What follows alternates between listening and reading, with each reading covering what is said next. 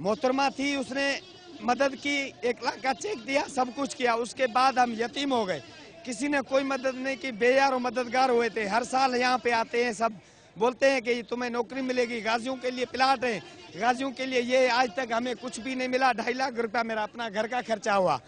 Pakistan peoples party के जाले party के लिए कोई भी कुर्बानी देने को तैयार हैं, लेकिन आजकल इनके होठों पर 2 ही सवालात हैं।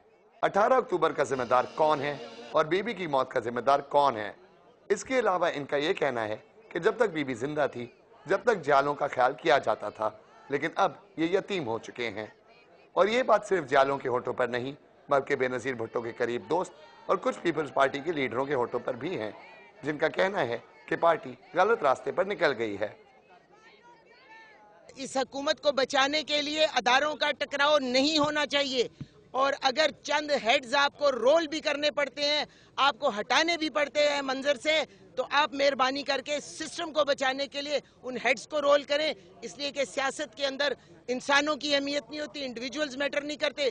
सियासत के अंदर सिस्टम मैटर करते हैं, पार्टी की क्रेडिबिलिटी मैटर करती है। और हमारे लिए शहीद जुल्फकार अली भुट्टो और मोहतरमा बेनज़ीर भुट्टो की पाकिस्तान पीपल्स पार्टी मैटर करती है। जब वजीर दाखिला पाकिस्तान रहमान मलिक फातिहा पढ़ने आए तो उनके खिलाफ भी नारेबाजी हुई कि 18 अक्टूबर और 27 दिसंबर 2007 के वाकयात की तहकीकात का अब तक कोई नतीजा क्यों नहीं निकला। लेकिन कल शाम सेनेटर जहांगीर बदर ने जालों से वादा जरूर किया कि वो पूरी कोशिश करेंगे कि general retired Pervez Musharraf Interpol के जरिए वापस बुलाए जाएं, ताकि वो इन हादसात की जवाबदारी कर सकें। लेकिन ऐसा होता है या नहीं, ये तो वक्त ही बताएगा। Abid Hasan, Dawn News, Karachi.